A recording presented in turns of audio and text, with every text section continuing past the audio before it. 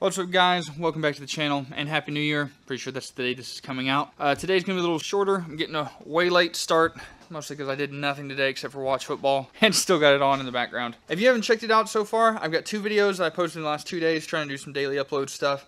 If you do me a huge favor, go check those out as well. Leave a like, a comment, subscribe if you're not already. So today, we've got a little problem right here. So where I believe it was an ashtray or something like that.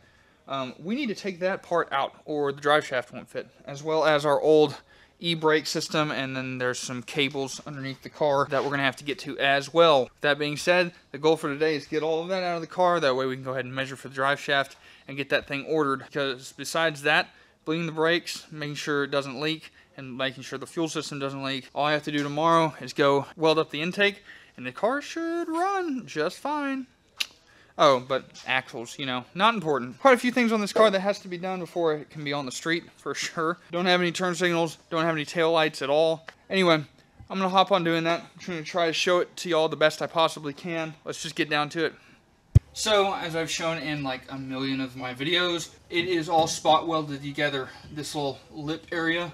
So first things first, I'm going to take a drill bit, drill directly in the spot welds, and I have a spot weld bit that I got off Amazon, and it is a lifesaver. And we're going to drill out the spot welds. We're going to go ahead and start drilling.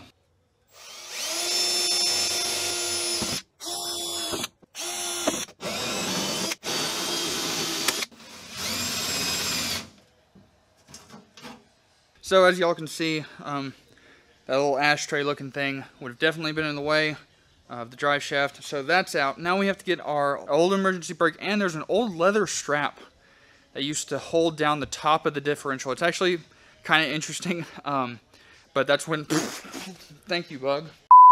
That's when they had the long nose differential that I actually have on the shelf over there, and it just kind of held down the top. I don't know, they're kind of cool, but it obviously won't work for our stuff. It'll either eat through our drive shaft or our drive shaft will eat through it. Either way, not a good scenario. So we got to go ahead and pull it out. So I'm going to do my best to try to get some film up there, under there, but I doubt I'm going to get anything.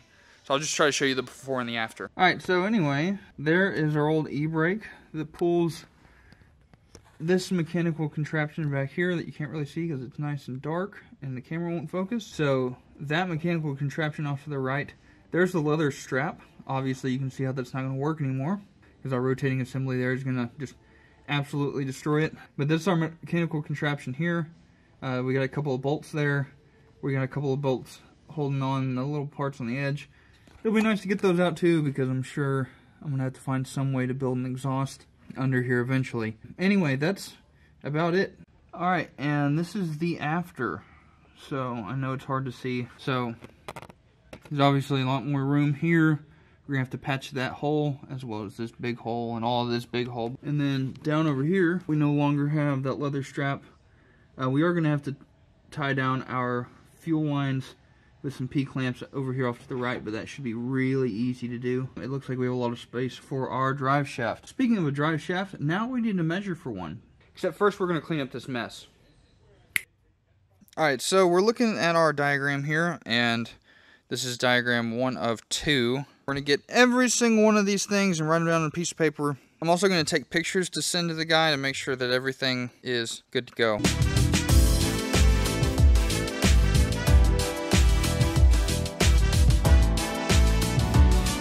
So just going through the list and filling out the questions. This is what I got for question 1 is an R200. 2 is obviously not applicable.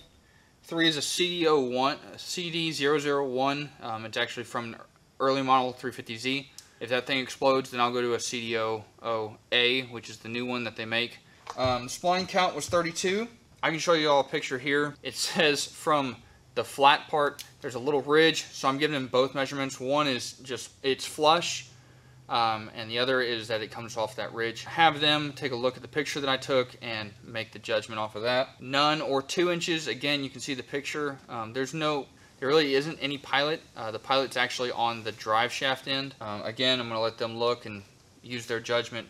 The total distance coming from the inside where the splines are, that flush, which is what I think the measurement that they're going to need because of the slip yoke and whatnot, is going to be 33 1/8 inches. If they're coming off that outside flange, which I highly doubt, I'm going to give it to them anyway, it's 32 3/4 inches. And then I also had to do the differential bolt pattern. around the diameter. Now, keep in mind, I am doing all of this with a measuring tape. So, trying to get everything exact, even with a pair of calipers under the car, kind of cockeyed, trying to put it in the middle, like, it's almost impossible. As you can see from the picture that they provided, you measure them diagonally. And the measurement I got was 3 3/16 inches, which is roughly 3.1825. And then after doing some research, I pretty much found the flange that I need. That's why I know that it has the pilot on it as well. And that says it's going to be 3.2 inches. And they may have rounded up. I'm going to show them the part number and what I'm talking and the picture that I'm talking about. Let them decide what they want to do from there. But at the end of the day, that's all I can do. And if they ask for any more questions, then I can give it to them. Nice to know that the drive shaft is actually measured. And I'm going to see it sent off, and hopefully I can get it here in a couple of weeks. Who knows? I don't know what the lead time is, but I'm going to a local drive shaft shop. So if there's any problems with it, if it blows up, whatever, anything stupid like that, I can just take it in locally, have them do their magic on it. Okay. And it costs about half as much as Driveshaft shop online. Even though I know they make a really good drive shaft, and a lot of guys use them because they don't break. I'm just going to go local, get something a little cheaper, save a little money, and we'll see if it bites me in the butt. Anyway, guys, that's going to do it for today's episode. I know it was a short one. There wasn't a lot of work I could show y'all because it was all underneath the car, but we got a bunch done. I'm really happy with the progress we made. I'm really happy with the progress that I've made on the entire car this week, and it's only been day 3. Still got 7 more days of this. Tomorrow, probably going to run out and get some brake pads, get the brakes on all the way around, get them bled, and make sure there's no leaks anywhere. I'm sure there are going to be a couple. I did them by hand for my very first time, so hopefully there's not, but there might be. Anyway, guys, that's going to do it for today. Make sure to like, comment, subscribe, share it with all your friends that you think might like this, and y'all have a good night. Peace.